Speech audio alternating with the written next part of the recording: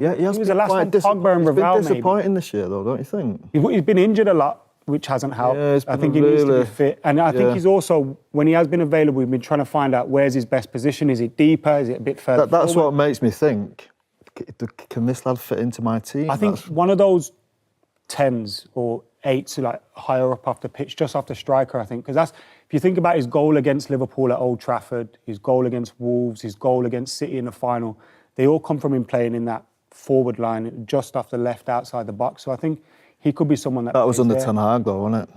Yeah, it was, but that's where his best moments come. And I think if you play him in that position, you get him in that area. Well, I know his best moments came last season under Ten Hag. That's why I'm asking the question: Can he fit? If you can't get a footballer like Kobbie Mainoo in, well, no, I just find it. I totally agree. I think one of them 10 positions is probably more suited to him. But I think he has tried him there this year. And it's I don't know what it is. Whether he's got a hangover from last summer. False nine when I think he was crying out for a striker. False nine. Remember when I think he was crying out for a striker, and then he played him in Europe. Just we'll get back to Scholesy, Adam, and Kieran Maguire in just a quick second. But remember, if you like this video, please like, share, and subscribe. And don't forget to click the notification button so that you know when the next Big D video hits. And as ever, you've got something to say, if something is bubbling up inside of you that you need to express, please express it in the comments. The Big D reads all of the comments, and he's always interested in what you have got to say. And also, don't forget to check out the Big D's other YouTube channel at The Big D Talks Football. Link in the description. Anyway, in this little clip, Scholesy is going to be talking a little bit about Kobbie Mainoo, so is McKola. And Kieran Maguire, the football financial expert, is going to be talking about the PSR situation and what Jim Ratcliffe has been saying about how skint Man United are. But are they as skint as he's making out? Stick around for after the clip, because the Big D is going to be giving his thoughts on what is said in this little clip. Here they are. Adam, we're going to come to you. Manchester derby. Yeah, not far away. I mean, I'm not really focusing on the Premier League games at all, to be honest, at the moment. I'm mainly focused on Europa League. Like, you constantly hear how important the Champions League football is to these big teams. And I hate that we kind of have to think this way now as football fans. Oh, what does that transfer mean for our PSR? And what will Champions League like? Really, I just want to hear the Champions League song at Old Trafford rather than thinking about what it means for us financially. But it is massively important. When you look at Man United's team in the summer, we're going to have have some form of a rebuild. I think academy players and young players are the way out of it, generally speaking, for us. But we have to be able to spend in the market. And I was just wondering, Kieran, how much of a difference for Manchester United could that Europa League win, if we could get the trophy, make to United's summer? And without Champions League football, what would United's summer look like? Because I know we've kind of stripped a lot of the wage bill down over the last couple of years, and the players that have come in haven't been as big wages. There's still loads of names to go out. But could it be a positive summer without that Champions League money? Champions League is transformative because you have got those guaranteed monies coming in. You've also, in the case of Manchester United, you've got the sponsor bonuses which will kick in for those companies' products being alongside that Champions League song and the big night. So Manchester United's commercial department will be able to name their own price when the group stage is kicking. So it is without doubt the most important thing the club should be concentrating on the rest of the season from a financial point of view. But you don't fall in love with football, apart from me, for PSR purposes. So that's where they really will be putting their efforts. How much could they spend? People are forgetting that Manchester United actually spent £251 million this season. That appears to go under the radar. They will have some players out of contract. They are not in any financial problems, despite what Jim Ratcliffe was saying. That was done for the cameras rather than anything else in terms of them running out of money by Christmas. So they are Manchester United. They're a huge brand. They will be very popular with players and so on. It's interesting that you said that, because I genuinely felt like he could have been telling the truth. So why do you think he's said that then? What does he gain by? It's deflection. Okay. Deflect, deny, discredit. I think he was trying to blame Dan Ashworth. He was trying to blame the previous manager. He was trying to blame. He can't come out and specifically mention the Glazers by name. But he was effectively saying, we've made some poor recruitment decisions. Nothing to do with me, Gov, ignoring the fact that he recruited Dan Ashworth, spent £251 million and then sacked him. Yeah. It was an intriguing interview, especially like we very rarely get to hear from someone in that position. So I think we're just kind of happy just to hear someone speak directly to the fans. But I did think he dodged a few things, but that one never came to mind really when he was speaking about. Adam, what's this protest that's planned at the Manchester derby? I know there's 1958 have been organising different protests. I think there was one with FC United the other day as well, which was nice to see some, kind of everyone coming together and being united against the Glazers again. How much of an impact these things can have, it's difficult to say really, because I don't think the Glazers give two shits, to be honest with you. As long as Old Trafford still got fans in there, and as long as the revenues are still coming in for them and they can still get a dividend, I don't think they'll ever really care about fan opinion. But it is good to see us kind of coming together on things like ticket pricing, and obviously the main aim just being to get the Glazers out of the club. But I don't think that will ever happen really, and that's why I think a lot of United fans had some sympathy with Jim Ratcliffe, because he seems to want to do the right things and make Manchester United a successful football club again. But we have got that, big dark cloud of the Glazers hanging over us constantly, and even with someone like him trying to make things happen, it's still difficult. So yeah, I'm for any protest against them and always have been. Where are you, Adam, and the fans for that fact as well, with a lot of rumours about selling the academy products, to make, so it obviously provides more funds for players. Talk about Garnacho and Kobbie Mainoo. I get the impression that fans probably aren't that bothered. The Kobbie Mainoo one for me would, I know football's changed and the club's changed an awful lot, but selling someone like Kobbie Mainoo would just be like the death bell for me of what this club means. Like, you're not supposed to sell players like that. And you think about what he's already achieved for the club, scoring in a cup final, some great goals along the way as well. And I don't think, obviously, when you started out, you were as a forward, weren't you? And then you kind of, Keano got injured, you dropped back into midfield. I don't think we've seen a midfield talent from our academy that is that good and that talented as Kobbie Mainoo. So to let him go, I think... Yeah, he was the last one, Pogba and Ravel, He's been disappointing this year, though, don't you think? He's been injured a lot, which hasn't helped. Yeah, I think he needs to be fit. And I think he's also, when he has been available, we've been trying to find out where's his best position. Is it deeper? Is it a bit further That's forward? what makes me think, can this lad fit into my team? I think one of those 10s or 8s, like higher up off the pitch, just off the striker, I think. Because that's, if you think about his goal against Liverpool at Old Trafford, his goal against Wolves, his goal against City in the final, they all come from him playing in that forward line, just off the left outside the box. So I think he could be someone that was under there. Ten Hag, though, wasn't it?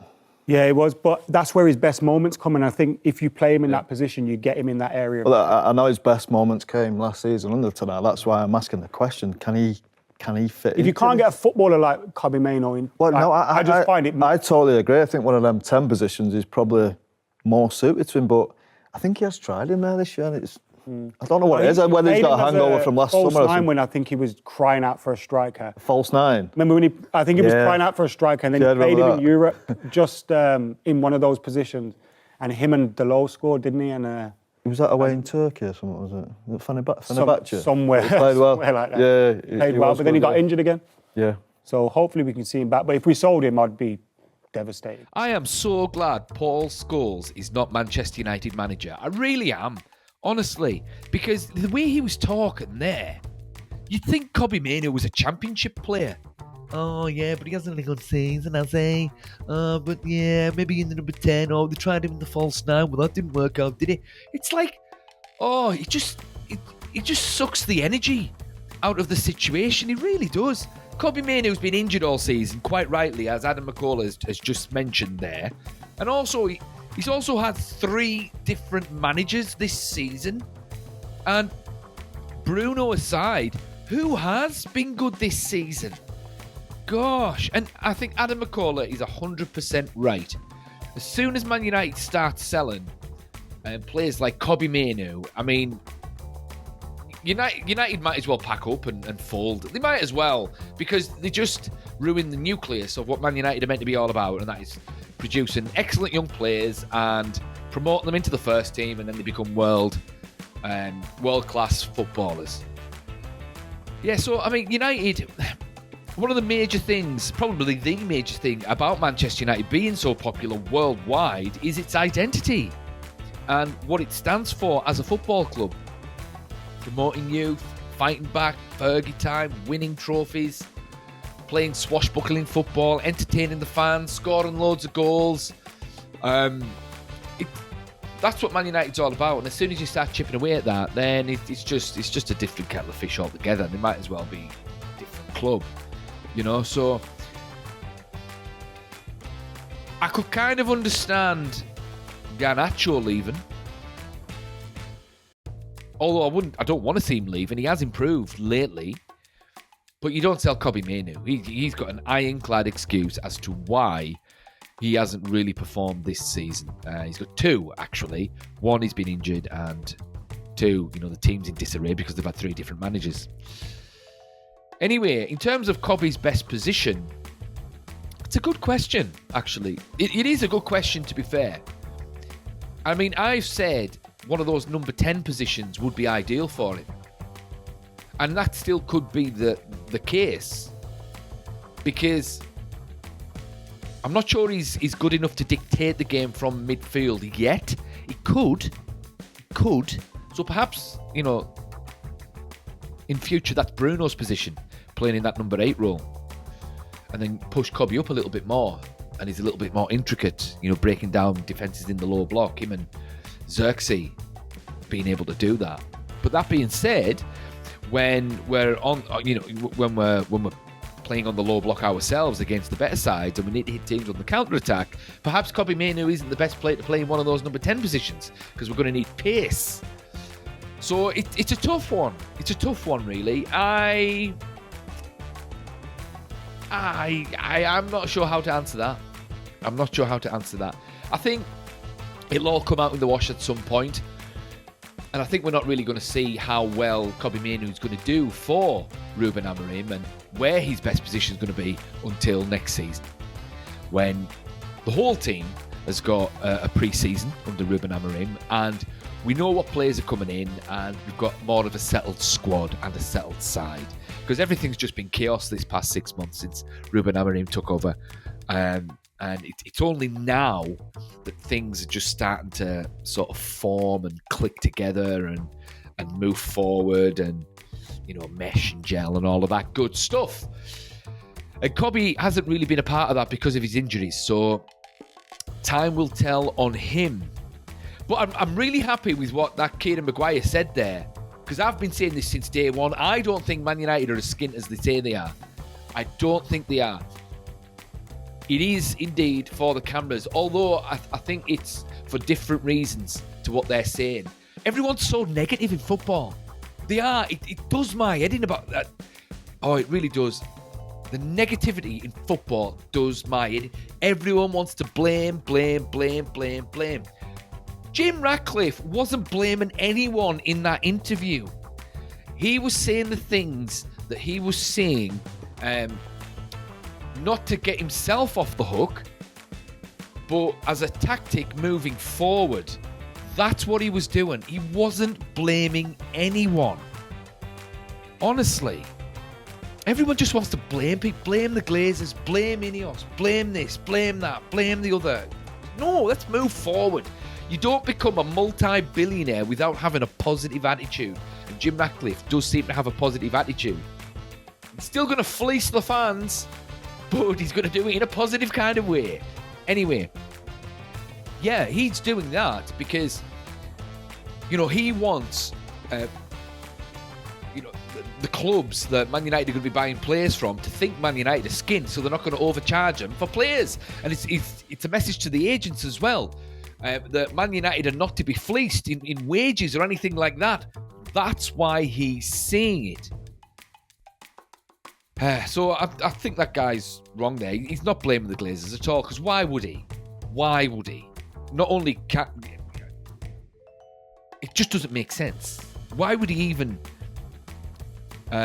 intimate it to the Glazers? Because the Glazers are not stupid. They're going to be watching that and seeing if he's, blaming them in a thinly disguised kind of way. I don't feel as though he blamed the Glazers at all in that interview. I think he was just trying his best to dodge those questions that Gary Neville was throwing at him, and trying to be positive about the situation and trying to get his his own message out there. Because even if he wasn't allowed to criticise them contractually, why would he openly criticise them? Because he still needs to work with them. It just doesn't make sense. It doesn't make sense. So, no. But I do agree, Man United are not as skint as what they're making out, because they've just got too much cash flow revenue from, even without Champions League football, they've got too much cash flow revenue from all the different kind of sponsors. Adidas has paid them a world record fee for a kit sponsor. You know, Carrington is I'm sure is getting sponsored. The training kit sponsored.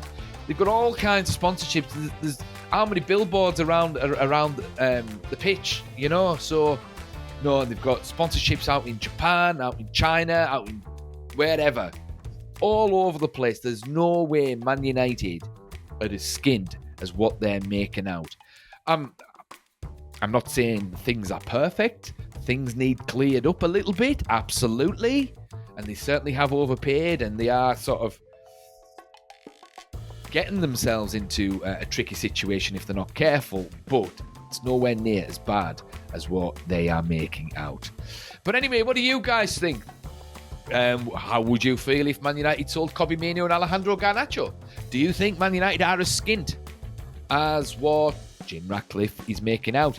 And do you think Jim Ratcliffe, do you disagree with the Big D? Do you think Jim Ratcliffe was blaming the Glazers in the Gary Neville interview? Thoughts in the comments, and the Big D will see you in the next one.